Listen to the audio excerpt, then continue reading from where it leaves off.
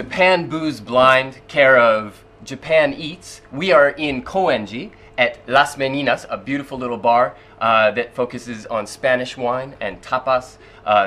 Fantastic food over here. You definitely should check it out. Check our site for directions. I'm here with James. James, thanks for joining us. Thank you. Simon, good to see you. Chris.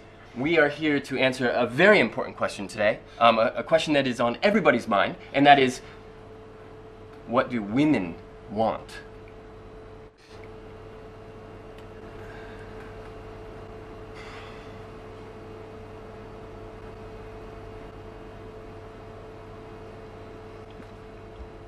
Yeah, you're right. That was a stupid question. Okay, we'll move on. Let's try something else. Maybe you can handle this one. How about umeshu? We're in a bar. What about umeshu? Do you like this stuff? Have you drank it before? What your thoughts? Women might want umeshu. There you go. Oh, why didn't you say that before? Answer, yeah. Yeah, that was slow. Yes, I have had umeshu quite a lot.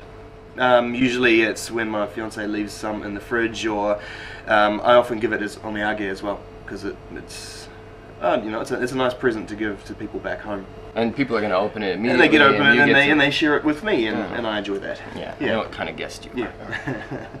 I do drink this drink also quite often, courtesy of my wife, who doesn't drink a whole lot of alcohol, but this is certainly one she goes for. I think it is one of those great drinks that if you're not a big fan of the stronger Japanese sakes, such as Nihonshu or Shochu, this is a perfect in-between. So what do women want? It appears that they want a sweet drink, and that's why we're here. We're here to look at a few. You got to understand this stuff, right? We as the people who often buy the drinks, we got to understand the drink. So we're here to look at umeshu today, and we got a few different varieties. It's got a long history in Japan. This drink, it's umeshu is umeshu. Full of cultural symbolism, this drink, and very rich flavors too. Great drink. Yes. Yeah, and everybody's gonna say that it's sweet. Right, and we are not going to use that word today. We've already made that rule, so we'll just keep that in mind as possible. We'll do our best. Don't use the S word. Yeah. But umeshu has been around for at least 1,000 years in what has been written, and they've got the recipe down, which is really simple. It basically includes ume and then alcohol and sugar. Right, it's quite simple. And you can make this at home, can't you? Yeah, a lot of people make it at home. Have you ever made it? No, I've never made it. I have tried homemade stuff, but I've never made it myself. Oh, it's absolutely. Yeah. Have you made it? Yeah. Actually, my old landlady gave us a big jar, as you normally make it in, a big glass jar, and you clean everything up really nice. I mean, it has to be super clean, and then you put the plums in there. Plums are really clean. You take the stems off and put the plums in there. Rock sugar, plums, rock sugar in a bit of a stacked type of formation. Then you pour the shochu on top, about 35% alcohol, and then seal it up nice and tight. We put saran wrap around it, ducked it, and then we left it for 2 years. You don't have to leave it that long, like 3 months, 6 months. Yeah, okay. That's enough. Yeah. And it's green ume too, unripe. That's a good point. Yeah. You don't put the yellow ones in there. You buy them when they're green, when they're immature, right? Much a like very short somebody window I know. period every year to make this That's drink. right. That's the season's finishing at the Right, moment. actually, we're right at the end of the season, end of so we weren't able, unfortunately, to bring in our own concoction. But if you have a chance, definitely, it's not hard to do at all. Just keep everything clean, and you should be good to go.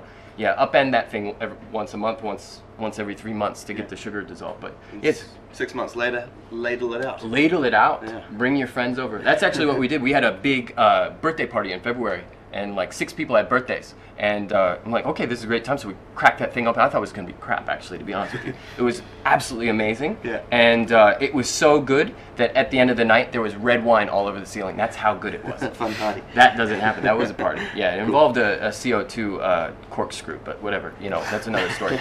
We're going to bring out some umeshu today. We got 3 varieties. We've got choya, which is available everywhere in supermarkets and department stores everywhere, right? I'm sure you've seen it. It comes in carton form. It comes in a glass with the ume in there. Yeah. And then we've got ume nishiki, which is a slightly more expensive one, although we'll compare the how we like them later.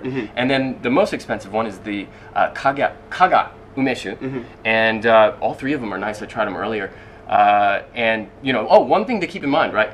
Ume does not mean plum. You knew that. No, that's right.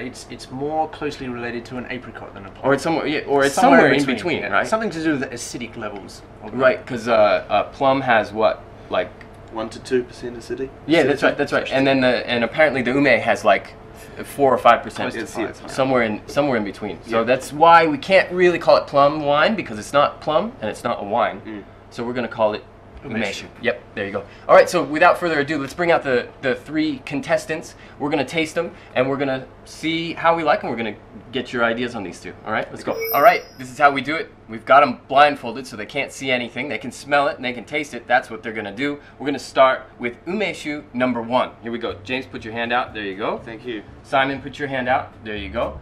Take a sniff, take a sip, Cheers. and then I'm coming to you, James, first for your comments, all right?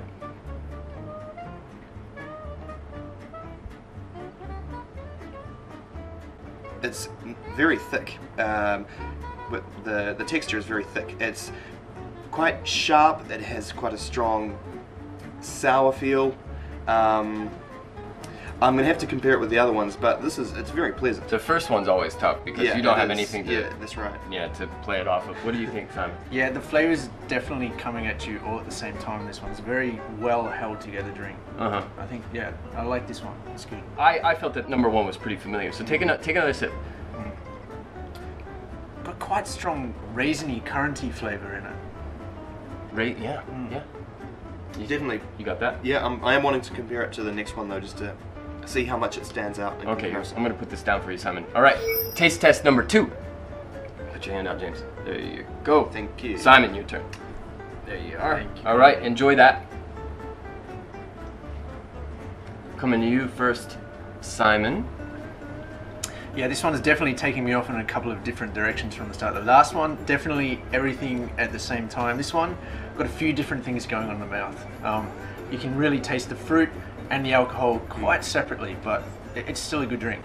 I thought the texture it's feels more thin than the first one. The flavor is stronger, and but it's maybe not as, I felt not as warm at the back. Yeah. So the flavor's not as thick, but that might be something to do with the texture. No, too. I know what you mean, because the first one I felt was like a really full, there was a whole bunch of bouquet in there, and this one's just more focused, I felt. Yeah. Yeah? All right, let's move on. We're going to go to numero 3.